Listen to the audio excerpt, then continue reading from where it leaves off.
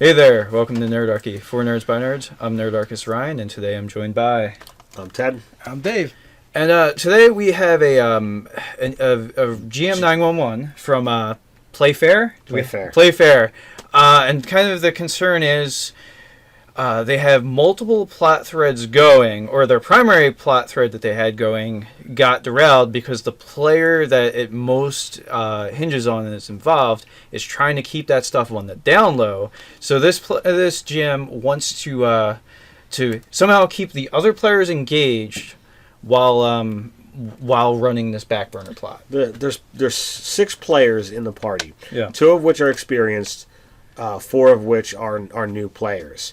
The new players are completely oblivious to what's going on, and the experienced players, one of them is doing his or her best to pretty much keep this plot that they've uncovered due to a very high die roll utterly secret from everyone else because it's supposed to benefit them in the most. So, or I think if the truth came out, it could hurt them. Okay. It hurts their position because it's something about like ownership in a company, and and there's possibly a rival for ownership, and they don't want other people to know because they don't want them to take control of their company. Yeah, and so it looks like the player is investigating the legitimacy of the claim. Maybe that's part of the thing. Like, so I don't know if we necessarily have like all the information that might be pertinent. Like, is this thing really valid or not? Like that kind of thing. And maybe that's what the player is trying to figure out. So I think there's a couple sides to the coin.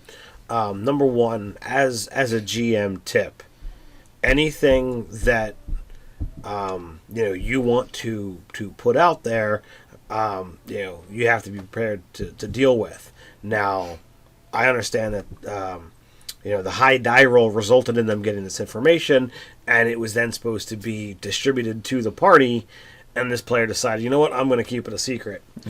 So based off of that, we talked a little bit off camera, and you were suggesting, basically put this aside. If that character wants to make this thing, their own separate plot line, move the story in a different direction, and have this character using their downtime figure things out, because you can't have 4 players, especially new players, sitting there twiddling their thumbs waiting for something to do while this experienced player gets to run around and do all this other stuff. I mean, you could do resolve some of the things with like emails or whatever, or you could do like a one-on-one session to kind of like get things up to speed of what's going on with this player when it's going to like highlight that player and not really involve the rest of the party.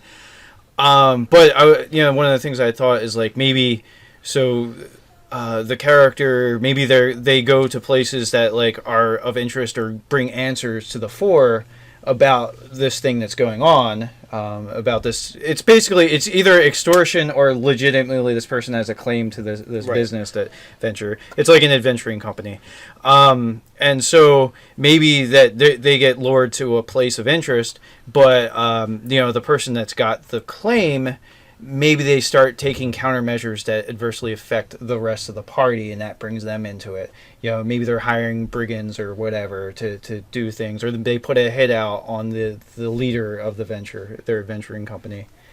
Yeah, so, well, you could do all that, and the other thing too is, even though like maybe now you have a separate plot line going on from the rest of the party, whatever they're doing, you can have that plot line constantly bump into whatever else is going on. Like little things like, does this company have an office? Well, perhaps it gets broken into, ransacked, and it happens in a way that the player isn't able to cover it up and keep it secret from the rest of the group, for whatever reason. So now all of a sudden they know something's going on, and you just start feeding in little pieces of information like that until either, the one player comes up with a solution, or it embroils the whole party again. I mean, part of the problem too is we don't really know the character of the NPC that's brought into the campaign. Like, is this person a relatively law-abiding citizen, or are they a horrible person? Or is it Professor Moriarty? Right, it makes all the difference in how you're going to do this, because you could either go like very like inspired by like sort of mafiosa sort of conflicts, we're like rival gangs type of thing, Or Law and Order. or very Law and Order, like I'm gonna get the constabulary and like lay claim to this thing that's rightfully mine, like where it's almost like the PCs become the role of the bad guys because they've usurped this rightful. What would be fun if like covert interviews were kind of being done to each of the players by this rival. Maybe not them personally, or maybe they hire someone by associates or investigators or whatever. Depending on what kind of campaign it is or whatever. If it was like Everon, they could be investigated by like Dark Lanterns or something. Or Inquisitors. Or Inquisitors. There's like all these cool things you could do. That's another thing. What's the scope of the campaign they're playing in? Because that's going to offer different tools. But, like we've said, I would personally just set that plot aside if it doesn't involve the whole party and find ways to foreshadow what's going to happen in the future. And also you have to kind of figure out, well, what's the end game of this guy? Is it just to get his half of the company and the players trying to like oust them? Or is we call that a hostile takeover in the boardroom? Or is their goal to actually ask the player and take 100% of control? Maybe there's something more. Maybe there is, maybe something this adventuring company has accomplished in the past, and or is guilty of, or was involved in. And nobody wants this to be known. I think actually they did talk about that, like former people in the adventuring company dying, and the new party that's I guess makes up the adventuring company. They don't want them to know about what happened to their predecessors. Right. Now, another way you talked about weaving things together. In my game that we've been real running, quick. You could totally do I Know What You Did Last Adventure. Yeah. Nice. Yeah. In my game, Ryan's character is a thief, and he's a respectable businessman. He's a member of a thieves guild, and he's like, all right, dude, it's been a while. I want to get stuff worked in with my thieves guild into an actual session. So it's like, well, the only way that I'm going to have that happen is if there's something going on that's going to involve everyone else. And there's this whole plot thread about the item that Ken's character's been carrying around, and the blood cult trying to get their hands on it. So it's like, well, if that item totally needs a better name. The rod?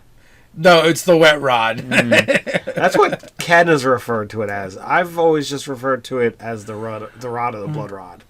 But so it's like, all right, well, how can I get all of this together? Well, if I have, some kind of, infiltrator within Ryan's guild that is in favor with or hired by the blood cult, get him to get his companions on site while he's doing a mission, that fulfills, Ryan's character's goal of wanting to do something with the guild. It fulfills the characters, the rest of the players' goals by being involved in what's going on. It gets hooked up with the primary plot I have of the blood cults, or blood cultists that you guys have, recently put down. So it ties it up all into the nice little bow of having all of these parties all at one place, and everything wound up, coming to a pretty interesting conclusion. And this way, things moved on without having some people saying, well, I'm not going to go to this thing. I'm just going to sit here. Yeah. I mean, so for the rest of, apparently one of the more veteran players has their own story arc that they're pursuing. So it'd be interesting to see what that is and what the party can be, if the party can be tied into that. And also the conversations of what do the other players want to be doing, also do their characters have agendas or pursuits that they're looking to do as well. You have to, put aside the thing that you can't get everyone together with, and you have to find ways to weave threads together so that you can actually get the party moving in one direction. And so I'm going to say, a failing of a lot of GMs tends to be that if you have this thing that you want to pull off in a game, a lot of GMs just get really too gung ho, and they, you could tease things out for a few sessions, and it's a really awesome payoff when it happens. A lot of GMs have the urge, once they have this idea, they want to immediately to have the payoff, and it doesn't have as big as payoff if you can't sort of like seed it throughout multiple sessions. Like if you have a cool arc you want to build to, seed that throughout like 6-7 sessions or whatever, as opposed to like 1-2 big reveal that really wasn't that revealing, right, because you didn't tease it out and foreshadow it that much. We, in the campaign I'm running, the goal from my first goal from the beginning was to introduce Dragonborn as a race as a whole into our campaign world, and we've played, I don't know how many sessions we've played so far, but at least a half a dozen, and it just finally happened last session. Right. Because they've kind of been shunted off into their own demi-plane. So that would be a thing. So back to like being more directly related to the conversation around this.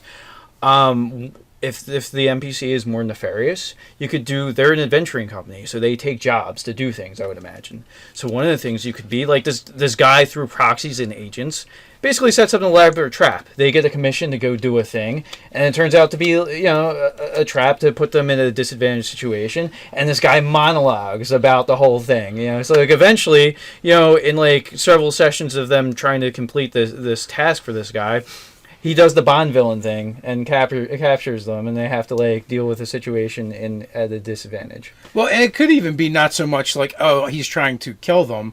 He could just be trying to discredit the adventuring company. Yeah. So like, if this isn't going to be a thing for me anymore, I'm going to ruin it for everybody. Your name will be dragged through the mud. Everyone will know you're this tremendous failure and fraud. If the guy isn't evil, you can do the other side. And just bring the information to the fore, and these characters that are supposed to be heroes are now trying to abscond with this business. Well, so I mean, unless your campaign world is radically different, all things aside, it is a drow elf. You can't trust a drow elf. So never trust a drow. Yeah. Well, there is that. So automatically, the law is going to be biased against them. Yeah. I mean, if you're playing with any sort of like sort of fantasy trope, like truisms, like no one's going to be in favor of a drow. Like unless you're completely ignoring any canon about drow. So there's that. Well, maybe they're all happy and dual-wielding scimitars. That's true. Hanging out with panthers. That's true. in their world, in the woods I don't know. with unicorns. I mean, unless the campaign setting like is in the Underdark, and then it's just like, well, you can't trust anybody in the Underdark. You're a fool. Yeah. There's a couple different ways to go. One, you can ignore it for a while. Two, two is ignoring with foreshadowing. And 3 is actively having that plot line advance. That character is like a nemesis, whether he's nefarious or actually in the right. Yeah. So. And in the meantime, just do other stuff, and just once per session, figure well, here's a little piece of foreshadowing I'm going to drop, or maybe the other stuff they're working on, like Ryan said, is actually being engineered by this other party. Right. So yeah. Or option 4, if you have a way to weave things together nicely, then that's a route as well.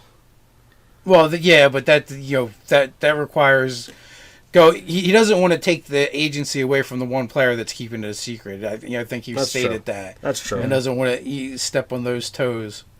So and depending on the nature of this other individual, it may not make as much sense either. They may work from the shadows and subterfuge. Yeah. Well, I mean, actually, and another interesting thing too is like, I don't know the alignment of the character that's like the leader of the adventuring guild, but like if they're a good character, like what if the price of keeping the secret a secret is doing something abhorrent, like doing something terrible. So you put them in this place of like, you're going to do something that's going to irrevocably change you as a person to buy the silence of this thing.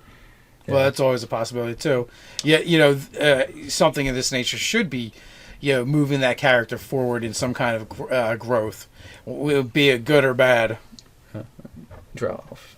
It's good. It's always bad. Always for the bad. But anyway, with that, you guys, why don't you help us out and help out? and help out Fair Play down in the Fair. comments below. Play fair. Play fair. Yeah. Play fair. Help them out down in the comments below. While you're at it, like, share, and subscribe. You can find us over at nerdarchy.com. And while you're there, you can check out the store. Well, until next time, Stay nerdy.